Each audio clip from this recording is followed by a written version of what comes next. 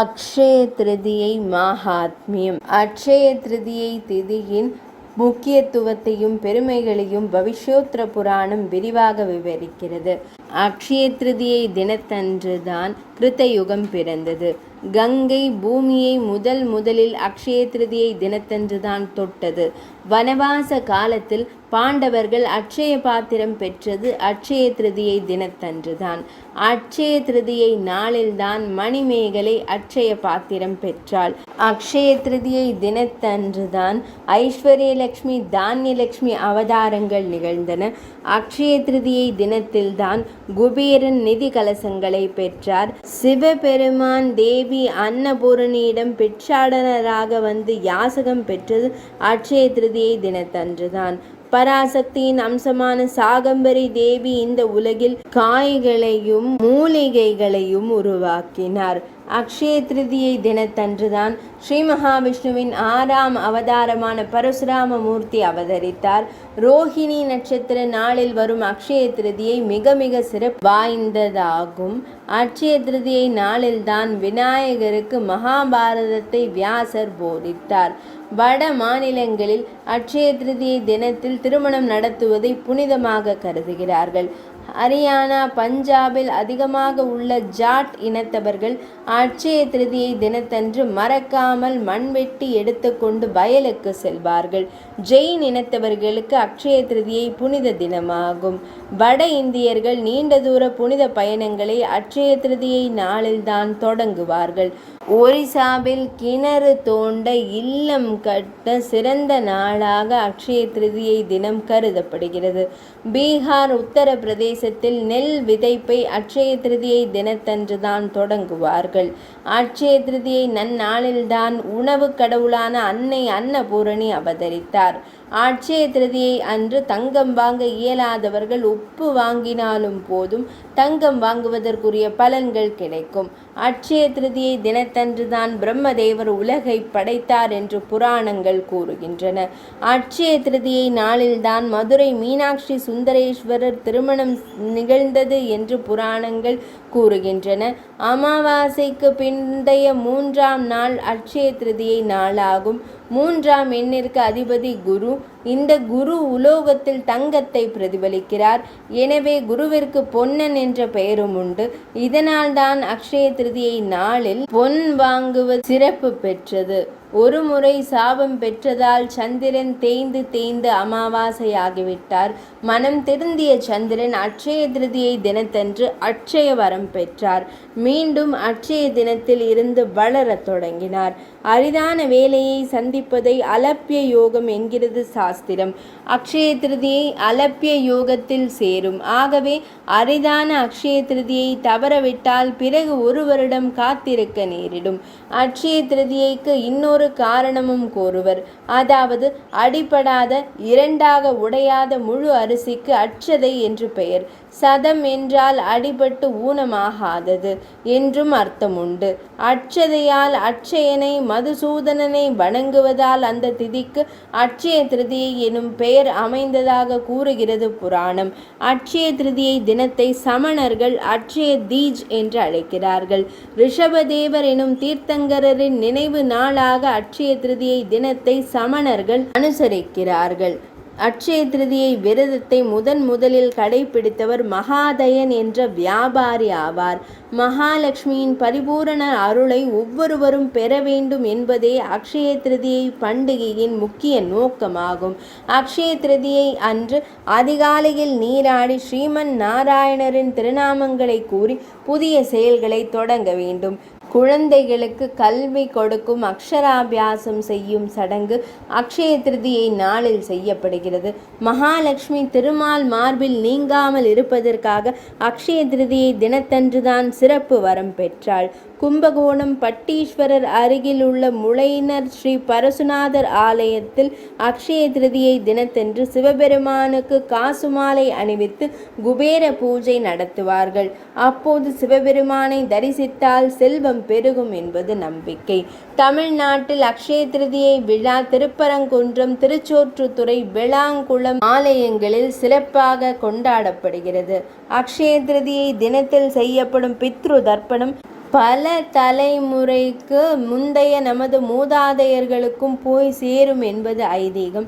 எனவே அக்ஷய திருதியை தினத்தன்று செய்யப்படும் பித்ரு கடன் மிக முக்கியத்துவம் வாய்ந்ததாக கருதப்படுகிறது. வாசுதேவரை வணங்கி அன்னதானம் செய்வதும் கங்கையில் நீராடுவதும் அக்ஷய திருதியை நாளில் கூடுதல் பலன்களை தரும். மேற்கு வங்காளத்தில் அக்ஷய திருதியை தினத்தன்று தான் விநாயக பெருமானையும் லக்ஷ்மி தேவியையும் வணங்கி புது கணக்கு தொடங்குகிறார்கள். லக்ஷ்மி கணபதி பூஜையானது அனைத்து வியாபார இடங்களிலும் செய்யப்படும். ஏழுமலையான் தன் திருமணத்திற்கு குபேரனிடம் கடன் வாங்கியதாக புராணம் கூறுகிறது. அவ்வளவு பெரிய பணக்காரனான குபேரன் அக்ஷய திருதியை தினத்தன்று அன்னை மகாலட்சுமியை மனமுருகி வணங்கி செல்வத்தை பெருக்குவதாக ஐதீகம். எனவே அக்ஷய திருதியை தினத்தன்று குபேர லட்சுமி பூஜை செய்வது செல்வம் தரும். அக்ஷய திருதியை தினத்தன்று அதிகாலையில் விஷ்ணு பூஜை செய்வது அளவிடற்கரிய பலன்களை தரும். அக்ஷய திருதியை தினத்தன்று செய்யப்படும் தானங்களில் அன்னதானம் மிக உயர்வாக கருதப்படுகிறது.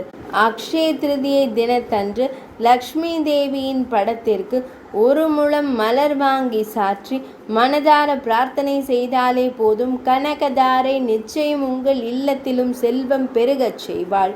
அக்ஷய திருதியை தினத்தன்று மிருத்யுஞ்சய மந்திரத்தை எழுதி குழந்தைகளின் தலையணை அடியில் வைத்தால் கண் திருஷ்டி கழியும். அக்ஷய திருதியை அன்று இல்லத்தின் 4 மூலைகளிலும் சோழிகளை போட்டு வைப்பது மரபு. இது செல்வத்தை கொண்டு வரும் அம்சமாகும். அக்ஷய திருதியை தினம் சத்ரு சாந்தி பூஜைக்கு ஏற்ற தினமாகும். இதனால் எதிரிகளின் தொல்லை ஒழியும். அக்ஷய திருதியை அன்று மிருத சஞ்சீவினி மந்திரம் ஜெபித்தால் நோய்களின் வீரியம் குறையும்.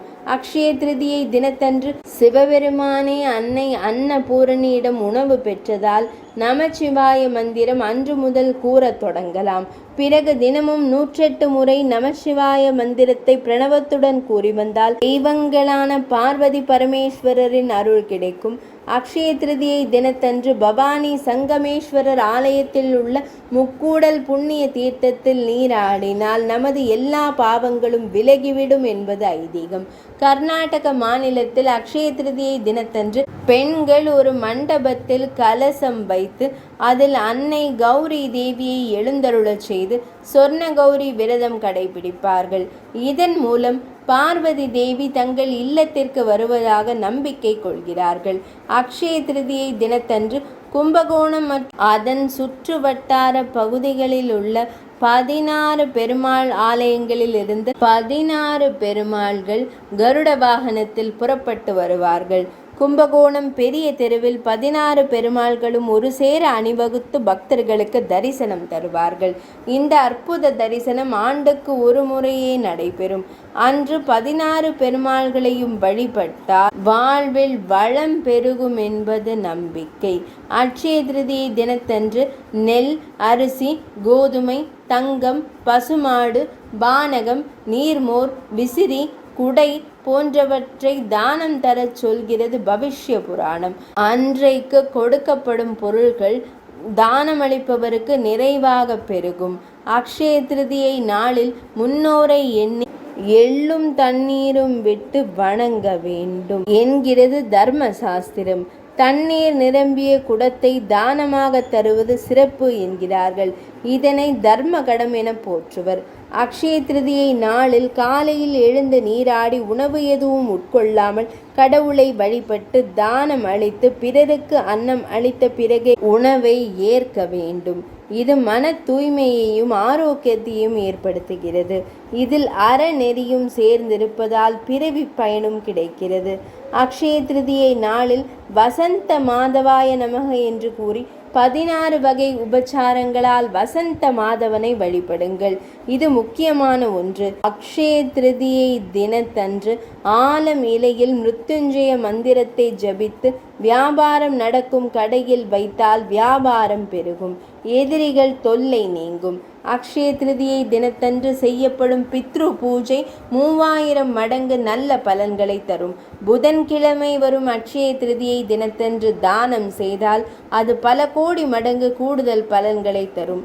ஏழ்மையாக இருந்தாலும் சரி, அக்ஷய திருதியை தினத்தன்று தானம் செய்தால் செல்வம் கிடைக்கும் என்று பவிஷ்ய புராணம் கூறுகிறது. ஒவ்வொரு அக்ஷய திருதியை தினத்தன்றும் தவறாமல் தானம் செய்தால் மறுபிறவியில் அரசனுக்கு இணையான செல்வந்தர்களாக பிறப்பார்கள் என்பது ஐதீகம். அன்னை மகாலட்சுமியின் அருள் பெற வேண்டுமானால் அதிகாலை பிரம்ம முகூர்த்த நேரத்தில் எழுந்து நீராடி பூஜை அறையில் விளக்கேற்றி வணங்கி அன்னை மகாலட்சுமியின் பெயரை உச்சரித்தாலே போதும், செல்வம் தானாகவே தேடி வரும். அக்ஷய திருதியை மகாத்மியம் இனிதே நிறைவடைந்தது.